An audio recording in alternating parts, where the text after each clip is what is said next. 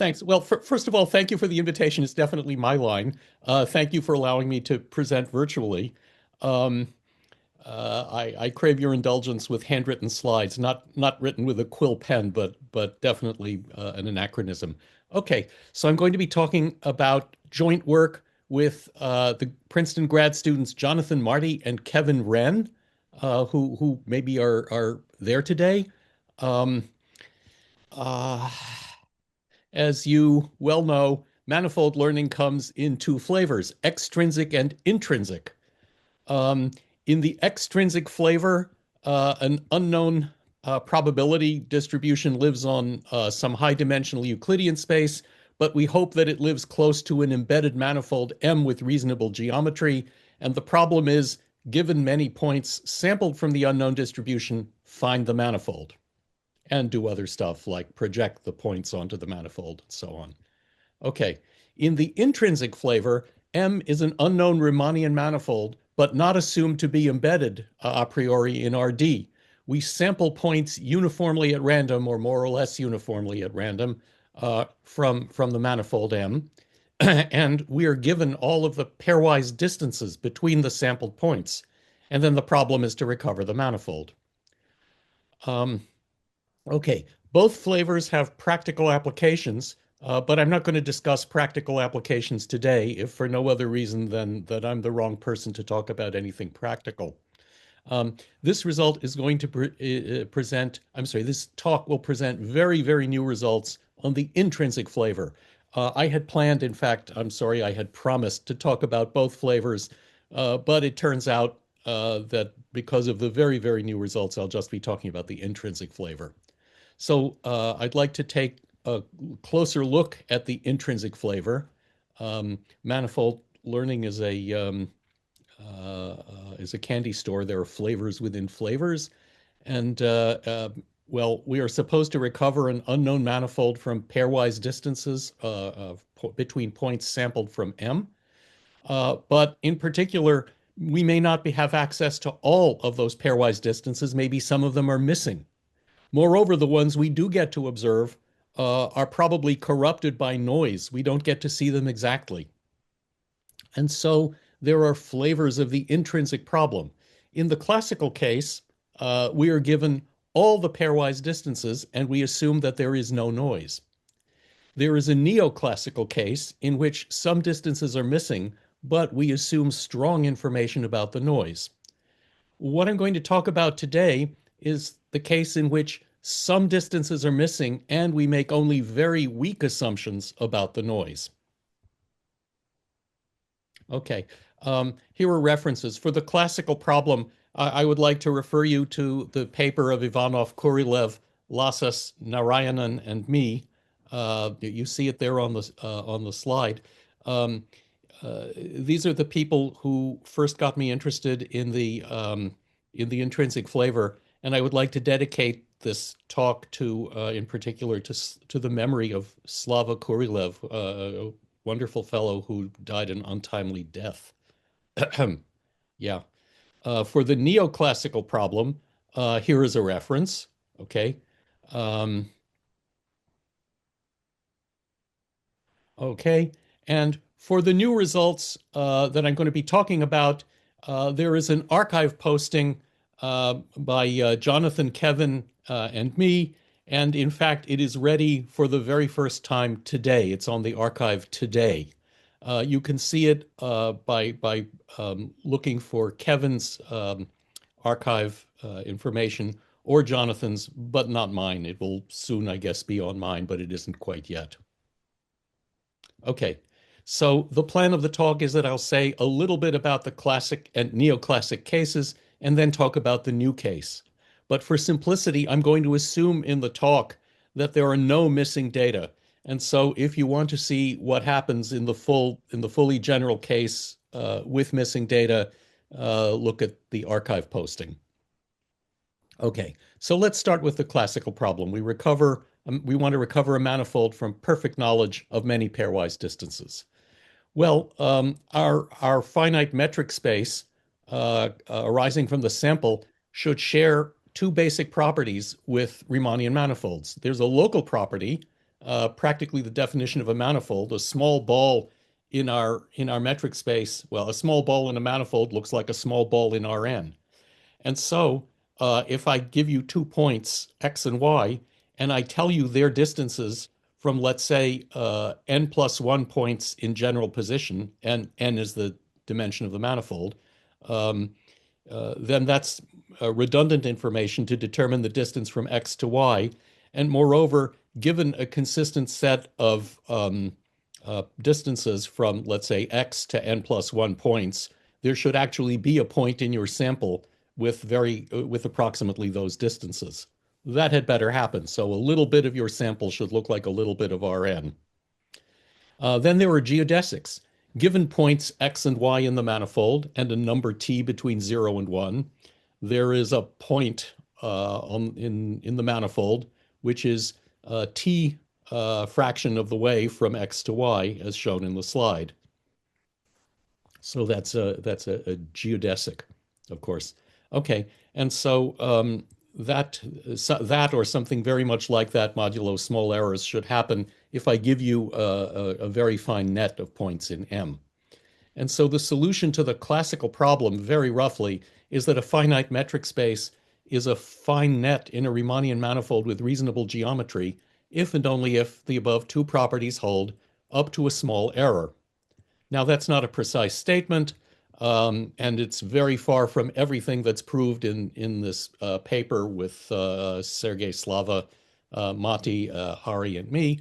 There are lots of other, well, several other results, and not just for finite metric spaces. But let me declare victory here and not say anything more about the classical case, except that the proof in that paper is constructive. So we actually get an algorithm to produce a manifold. I'm not even going to tell you precisely what that means. All right, so much for the classical problem. Now the neoclassical problem. So suppose that instead of the true distances, we observe only corrupted distances. So xi and xj are our sample points. And instead of observing the true distances, d, we observe corrupted distances, d prime, as in the slide. So d prime arises from d by adding a noise indexed by the pair of points, ij. The random variables noise ij are assumed to be mutually independent. Okay. Now, we don't assume that they're identically distributed, but we do assume strong information. Namely, all of those noise variables should have the same mean and the same variance. It's not so important. I mean, I say in the slide that they are known. They can easily be deduced from data. But the important thing is that they are independent of the particular pair. And so the noise has that very strong property. Okay, under those conditions, we can then denoise the data and recover the true distances modulo a very small error, thus reducing matters to the classical case. Let's see how that goes. So how are we going to denoise the data? Well, we proceed in two steps. First, we're going to make clusters. Given a sample point xi, we're going to produce a cluster, C of xi, consisting of a lot of other sample points close to xi. Once we have those, we can use them to get rid of the noise by averaging the corrupted distance over a lot of points known to be close to x and a lot of points known to be close to y, as in the slide. Okay, let's see how we make clusters. So let's say our sample is S. So S is the set of all the points x1 through xn. Now, given x and y in S, I'm going to define a sort of pseudo distance between them. And what I'm going to do is for each other sample point z, let's exclude x and y, although I didn't say it in the slide. For each other sample point z, we take the corrupted distance from x to z and the corrupted distance from y to z, and we subtract them and square, and then we average that over the sample. The good thing about that is that we can compute it from the data. We're given the corrupted distances. Okay, now what can we do with it? What's the meaning of this pseudo distance? Well, it is an average of many mutually independent random variables. Take a look at the definition. It's an average of a whole lot of these individual squares, and those squares are assumed to be mutually independent random variables. And so by something like a law of large numbers, a Houghton inequality, whatever, except for a disaster of negligible probability, this quantity pseudo distance from x to y is very close to its expected value. What is that expected value? Well, the difference of the corrupted distances is equal to the difference of the uncorrupted distances plus the difference of the noise variables. Well, the two noise variables have the same mean, so the difference of the noise variables has mean 0, and each noise variable has a variance sigma squared, and they're independent, and so the variance is going to be 2 sigma squared. And so the expected value of the square of the difference of two corrupted distances is the square of the difference of the true distances plus 2 sigma squared, as it says on the slide. Well, that means that that once the sample is assumed to be fixed, but we take the expectation with respect to the noise, the expected pseudo distance is equal to the average square difference of actual distances plus an extra term 2 sigma squared. Now, S is a large random sample drawn from the manifold with its probability measure mu, and so the expected value of the pseudo distance from x to y is simply the integral of the square of the distance from, as you see in the slide, plus this 2 sigma squared term. So that means, barring extreme bad luck in which something is very different from, in which an average of many random variables is different from its mean, if all the air molecules gather on the left side of the room, barring stuff like that, the pseudo distance is very close to its expectation, which is as shown, and therefore, if you take the pseudo distance and subtract 2 sigma squared, that's a proxy for the true distance from x to y. And so it is small if and only if x is close to y. Okay, that enables us to make clusters. So our cluster consists of all the other sample points y that the procedure that I just described tells us that y is close to x. And so we can make clusters. But notice that we made crucial use of the assumption that the mean invariance of the noise variables are the same for all pairs of points, so independent of I and j. Okay, well, now we want to use clusters. Well, since these clusters about x and y presumably contain many points, if we average the distance between cluster points near x and cluster points near y, that's going to be very close to its expected value, and the expected value is as shown. We take the true distance and we add mu, the expected value of the noise. Now x tilde and y tilde are close to x and y, and so the distance from x tilde to y tilde is close to the distance from x to y. And so the average of the corrupted distance between cluster points near x and cluster points near y is likely to be very close to the true distance from x to y plus mu. And so simply, since mu is known, we have found the true distance modulo a small error, and so we have succeeded in denoising the data, and we declare victory over the neoclassical problem. Okay, so that's the neoclassical problem, and now I would like to discuss the new problem. Okay, so the new problem, let me advertise a little. The new problem, which again is joint work with Kevin and Jonathan, is going to deal with large noise about which we know very little. And yet, even with armed with our very modest information about the large unknown noise, nevertheless, we're going to denoise data as effectively as just described in the neoclassical case. Okay. By the way, we will deal with geometries more general than manifolds, let's say orbifolds or manifolds with boundary or unions of two manifolds that intersect. But what it means now to deal with geometries is to denoise noisy distances. And then once we have the true distances, we either refer back to the classical case for manifolds, or else I disclaim all responsibility for other geometries. Okay, so the goal is to denoise data, but given weak assumptions about the noise. Okay, so I would like to explain our algorithm in the simplest setting.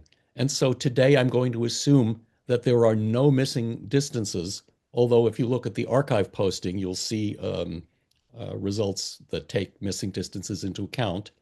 Also, I'm assuming that all the errors are fully mutually independent, although again, the archive posting relaxes that assumption considerably. And also the preprint gives a second algorithm to denoise data. And here I'm only going to talk about one algorithm. All right. And so the plan of the rest of the talk is that first I'd like to explain our assumptions on the metric space. Then I'd like to explain the assumptions on the noise. And then I'd like to state the result. And finally, I'd like to sketch the algorithm. Okay, so what are our assumptions on the metric space? Well, all right, so XD is a metric space. Mu is a probability measure on X. So let's think of the case in which X is a Riemannian manifold and mu is volume on X normalized by dividing by the volume of the whole space X, which I assume is finite, so that mu is a probability measure. All right. I'm going to set the unit of distance by saying that the diameter of X is 1. Okay, so 1 is the diameter of the universe. Okay, now, what are the geometrical assumptions? Well, I'm going to assume that for any ball of radius less than some cutoff R0, the measure of the ball grows at least as the nth power of the radius. So let me be careful to distinguish what I assume we know and what I assume we don't know. So we don't know X, we don't know D, we don't know mu, but we do know the constant C0 and the power n. Of course, this is only the C0 is a lower bound. So if we really don't know, well, if we really don't know much, we just take a small C0. All right, so that's an assumption. Another assumption is this. Given points x and y and a number t between 0 and 1, there exists a z that, so to speak, lies on the geodesic between x and y in the sense that its distance from x is t times the distance from x to y, and its distance from y is 1 minus t times the distance from x to y. So this is a geodesic manifold, and we have assumed, this is a geodesic metric space, and we have assumed something about the volume of a ball of radius r if r isn't too big.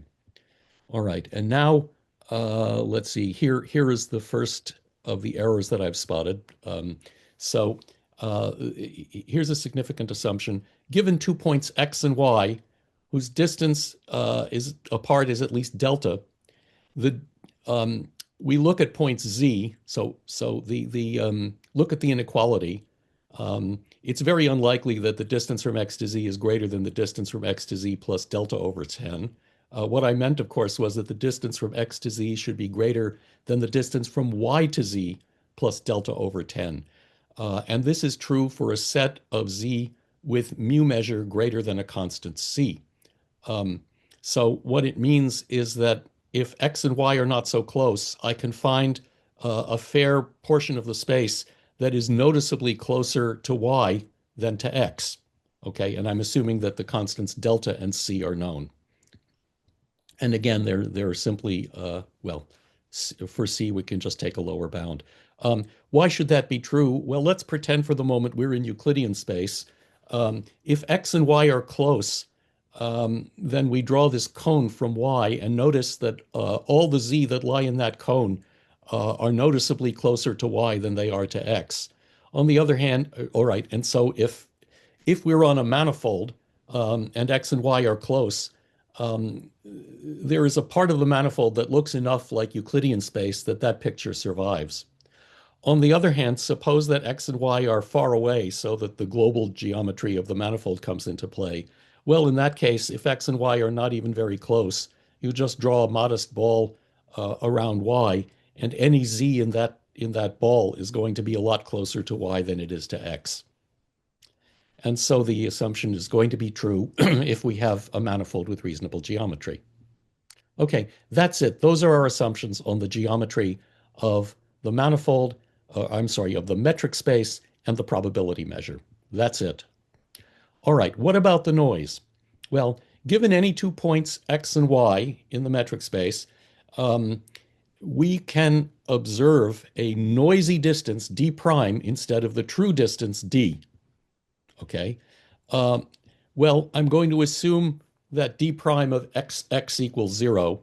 That's a silly assumption. We actually never use it. It was pointed out to me that it was a mistake for me to write it. We're going to assume that the noisy distance from x to y is the same as the noisy distance from y to x.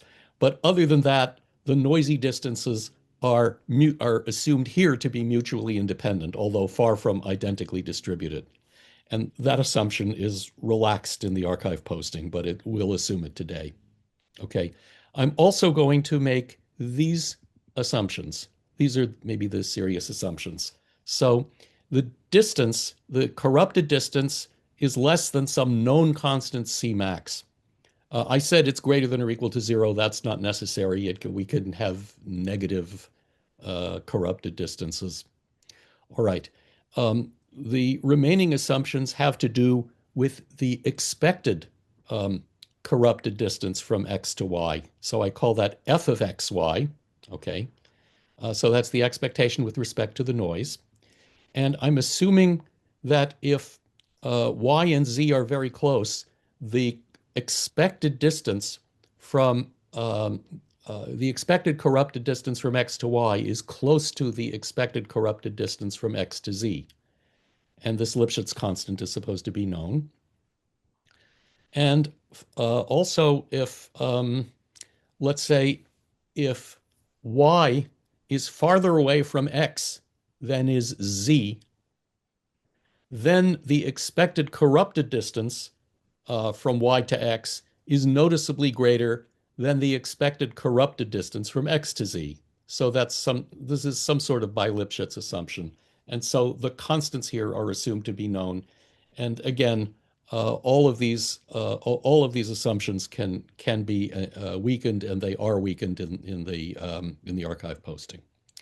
Okay, so well, that's it. And even in today's watered down version of the results, notice we've made only very, very weak assumptions on the noise, and so I think that justifies the claim that we're treating large unknown noise.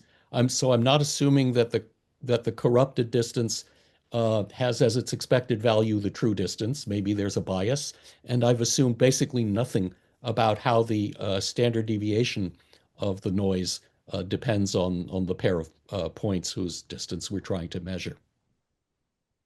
Okay, so now what is the problem that is being solved?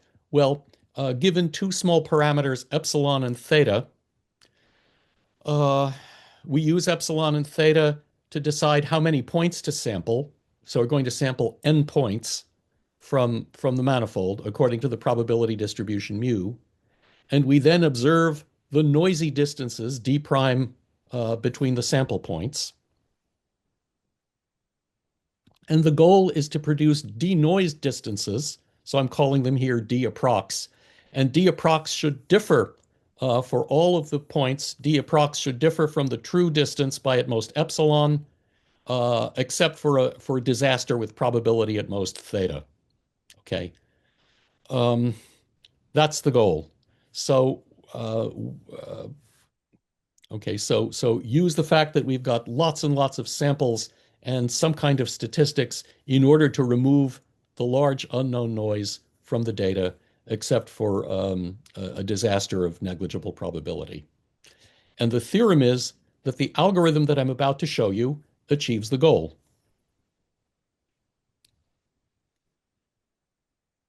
Okay. And so the rest of the talk sketches the algorithm claimed in the theorem.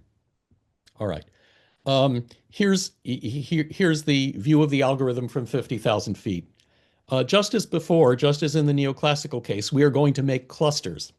So for each point, we're going to make a cluster consisting of a lot of sample points close to the given xi.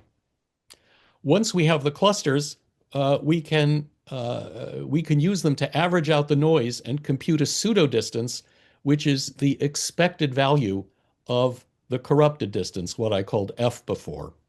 Okay, so we've made progress because now this is sort of deterministic, but it is of course not the actual distance. It is the expected corrupted distance. And so there is a third step, which is to use the pseudo distance, the expected corrupted distance, in order to find the true distance. So there are those three steps.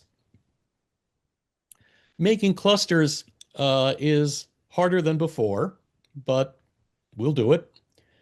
Using the clusters to compute the pseudo distance from from between two cluster points is easy as just as before. We just average over nearby cluster points, so that will be easy. And then using the pseudo distance to find the true distance is a new ingredient with no analog in the neoclassical case. Okay, so let's first figure out how to make clusters. So again, I'm sketching one of the two algorithms in the archive posting.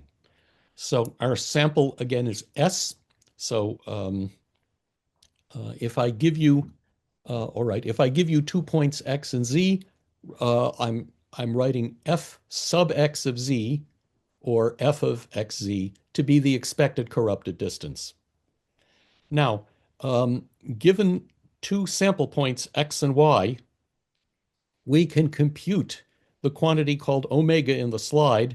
It's a sort of inner product of corrupted distances. Okay.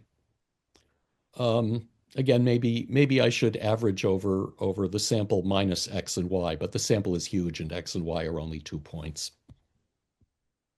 Okay. So a good thing about that is that we can compute it from the data.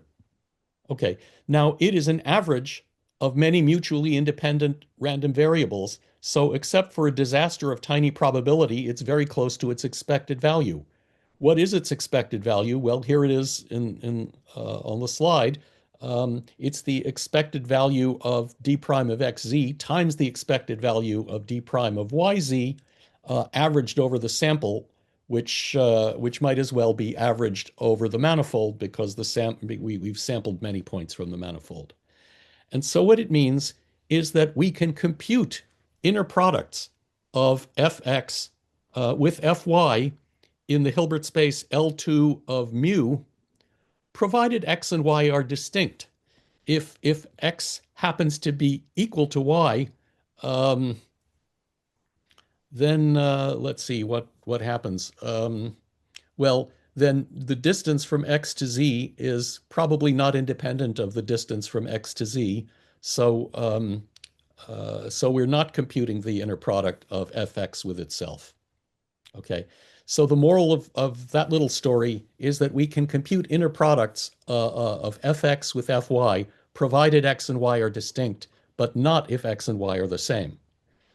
All right, now let's exploit the inner products. Well, we're looking for a proxy for the distance from x to y, and a natural thing to try would be the L2 norm squared of fx minus fy. And so we'd love to compute that.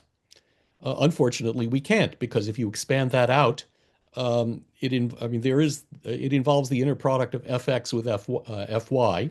That's great. But it also involves the inner product of fx with itself and the inner product of fy with itself. And we don't know those. Damn it, we can't use the L2 norm squared. However, what we will do is to take a point z in the sample very close to but not equal to x, and a point w in the sample very close to but not equal to y. And so fx is probably very close to fz, and fy is very close to fw, and therefore the inner product, therefore the norm squared of fx minus fy is very close to the inner product of, as shown on the slide, fx minus fy, inner product fz minus fw. And we can compute the quantity on the right because we are never taking the inner product of f anything with itself. That's all very nice, except of course we don't know which z are close to x and which w are close to y. That's the whole point of making clusters. So we don't know. But what we're going to do is make a proxy. I'm calling it prox of xy, and it's simply the max of the inner product of fx minus fy with fz minus fw, provided that fz and fw, I'm sorry, provided, let's say, x, y, z, and w are all different. Okay, so that's prox of xy, and that's something we can compute from the data. Now, if x is very close to y, then the norm of fx minus fy is probably very small. And remember, fz is the expected corrupted noise, but the expected corrupted noise is bounded. And so fz and fw are bounded, and so their norm in a probability measure is bounded. And so if x is very close to y, this inner product is guaranteed to be small compared to 1, and therefore the prox of x and y is very small if x is very close to y. Well, on the other hand, suppose x is not so close to y. Well, then I would like to say that then prox is not so small. Let's see why. Well, first of all, the L2 norm of fx minus fy is not so small, thanks to the geometric assumptions and the assumptions on the noise. And we'll see in a little bit more detail, we'll see why that's true in the next slide. So the L2 norm of fx minus fy is not so small. And therefore, if z is very close to x and w is very close to y, so that this inner product that you see on the slide is very close to the norm squared, and the claim is that that's not so small.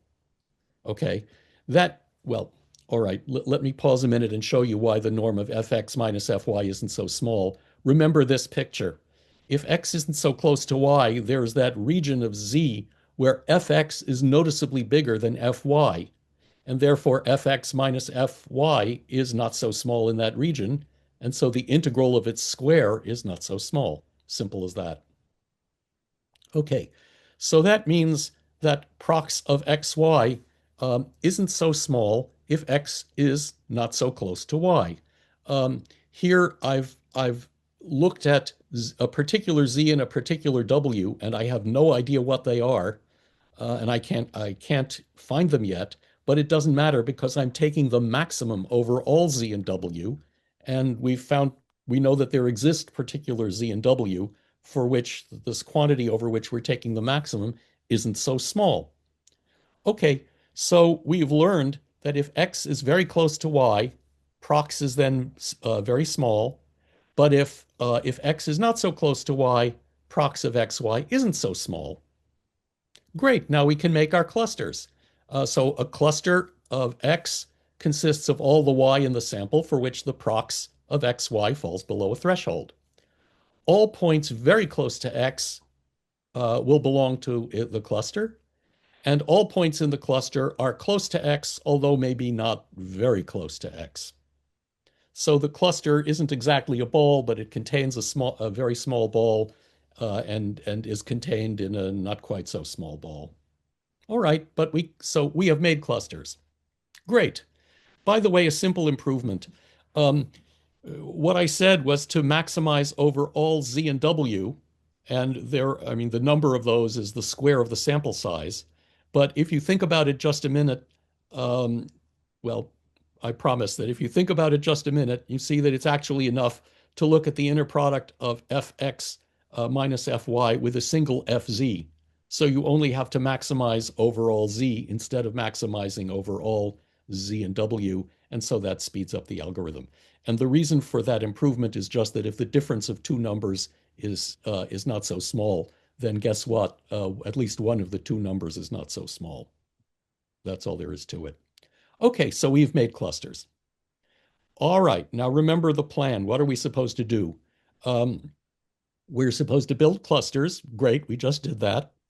Then we're supposed to use the clusters to compute a proxy for the distance. I called it pseudo. Somehow the notation has changed. I guess the color of the ink has changed. Um, A of xy is now, whoops, I'm sorry, that's a mistake in the slide. It's the expected corrupted distance. It's the expectation of d prime of xy for x and y in the sample.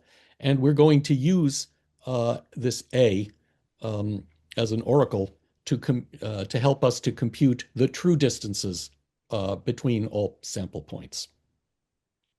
Okay, well, okay. Uh, notice that using the clusters to compute A of xy is easy. A of xy, by definition, is the expected corrupted distance, and that is very close to the average over all pairs of cluster points of their corrupted distance, because again, simply the average of a whole lot of independent random variables is very likely to be close to to the expected value. Okay, so that was easy. That's it. So we have access to A of xy. And what we've got to do now in the remaining however many minutes is to use that to compute the true distance modulo a small error. And so here is the key property of A of xy that we're going to use. And let's see. Yes. Okay. So suppose that the distance I have 2 points z and w, and I am comparing their distances to x. If z is farther away than w from x, and noticeably farther away, let's say there's some epsilon difference between the distances, then the apparent distance from x to z is going to be greater than the apparent distance from x to w. Okay, so there's some monotonicity of A. All right, and so that's what we're going to use, and we're going to compute the true distances in several steps. Each step is rather simple. Okay, first step is to bisect a geodesic. So given a point x and y in the sample, we're going to produce a z in the sample that lies halfway in between them. That is, our point z is going to have distance to x and distance to y equal to half the distance from x to y. And well, we don't have access to the whole manifold, only to the sample, but we pick enough sample points that our sample is a fine net. And so this is going to be true with an error big O of epsilon. Okay, so we produce a point roughly halfway in between them. That's step one. And how do we do that? Well, it's easy. Among all the sample points that appear to be closer to y than to x using the oracle A, we pick the z that appears to be closest to x. Okay, now modulo epsilons, that works simply because if you're looking at all the points that are at least as close to y as they are to x, among all such points, the closest one to x is the one that lies on the geodesic halfway between. Okay, so we've succeeded in bisecting a geodesic. Great. Okay, the next step is to chop more finely.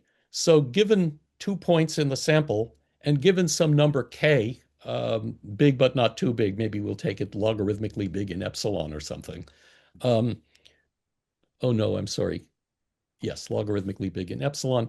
We're going to chop the geodesic from x to y into 2 to the k points in such a way that the interparticle distances are what you would expect. They are each little segment is 1 over 2 to the k times the distance from x to y, and so the distance from the ith to the jth is absolute I minus j times the length of an individual distance plus big O of epsilon k.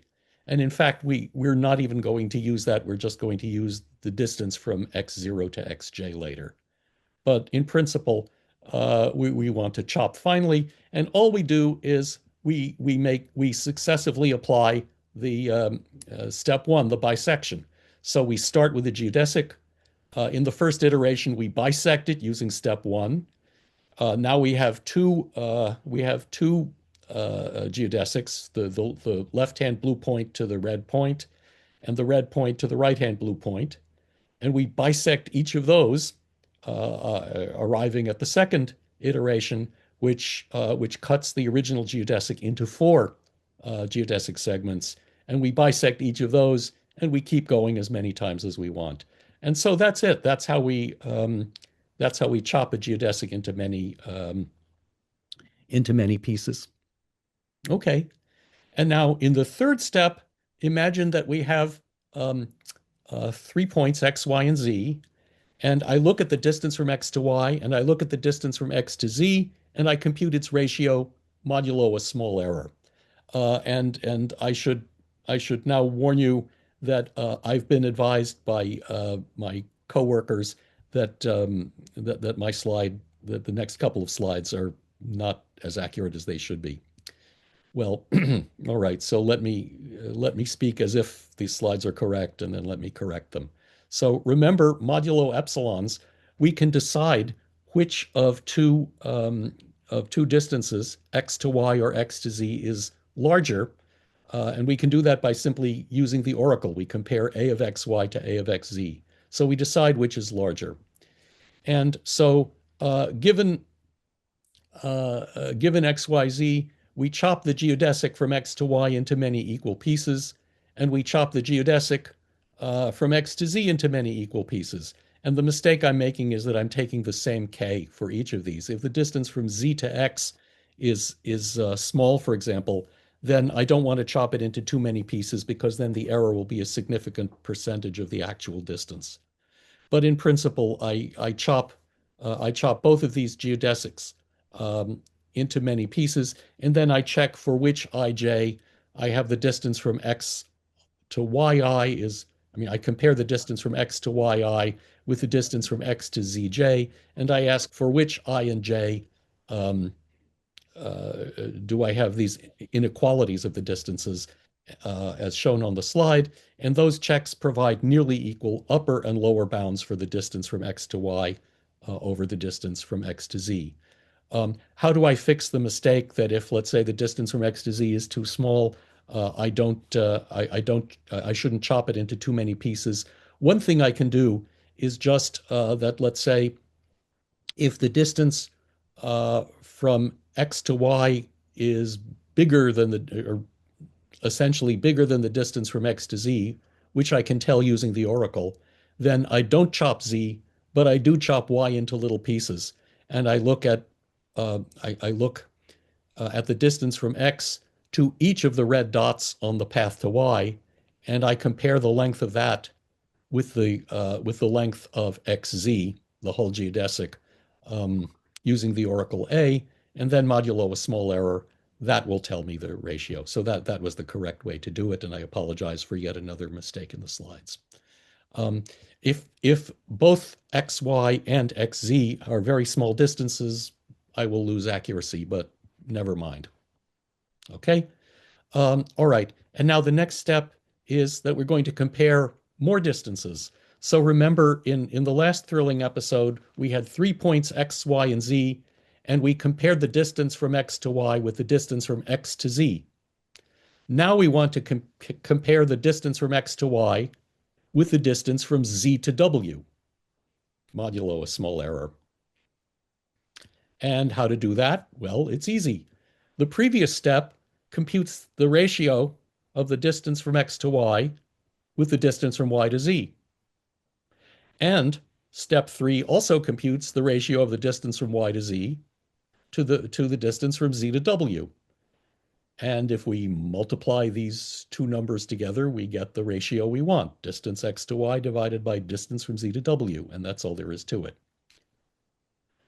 Okay, well, so now we know about ratios of distances, and so in principle, we have computed the whole metric space up to a multiplicative constant, up to a scaling. Our calculations are more accurate if we're looking at global distances, and they have a bigger percentage error if we look at smaller distances. Um, but if we sample a fine enough net, that's okay. All right. Um, all right. And finally, we need to find a segment of approximately unit length. So remember, the diameter of the whole manifold is 1. And so it's going to be easy to produce two particular points, x hat and y hat, whose distance apart is 1 modulo a small error. And here's one way to do it. I don't claim this is the best, but I think it works. Our manifold has diameter 1. S is a fine net. And so there certainly exist points in the net for which the distance is approximately 1. And furthermore, we know how to compute ratios of distances modulo small errors. And so we simply pick the pair of points that are farthest apart in our calculation modulo small errors and modulo scaling. And so that's our x hat and y hat. Okay. And so now I can declare victory for you. I've produced 2 points whose distance apart is 1 plus a small error. I've produced for you a pair of points, given any pair of points, I've computed the ratio of the distances modulo a small error. And so that's it. We have computed all the distances modulo a small error. And so we have denoised the data. We are done. Of course, I haven't actually given you any of the calculations of how big the sample size is that makes this work. I haven't told you uh, um, how many computer operations it takes to carry this out. For all that, see the archive posting. Okay, there are a lot of unsolved problems. This is the result of work over a very short time. I think um, my co-authors and I are all excited about this project. This is very, very recent stuff. Um, I see no reason to believe that the algorithms that I talked about today um, are at all optimal. I think it would be very interesting to find algorithms with better running time and better sample complexity. I wonder what the right assumptions are on the geometry and the noise. The ones that I presented are actually much too strong because you can weaken them and still do the same, get the same conclusions using the same algorithms. But on the other hand, maybe seemingly innocent additional assumptions, maybe on the geometry, will allow for better algorithms. Um, let's see. I wonder whether our algorithms or future improvements can solve practical problems. I'm the wrong guy to talk about practical problems, but I would certainly like to know. Um, um, one other point, I wonder if we can make lower bounds. Can one make examples of problems where the two distances are likely to be indistinguishable in terms of the corrupted distance, but nevertheless the true distances are noticeably different. And in that case, that would pose, for example, a lower bound on the sample complexity required. So lower bounds. So I think this is a very new subject. I find it interesting. I hope you find it interesting, and I thank you for listening.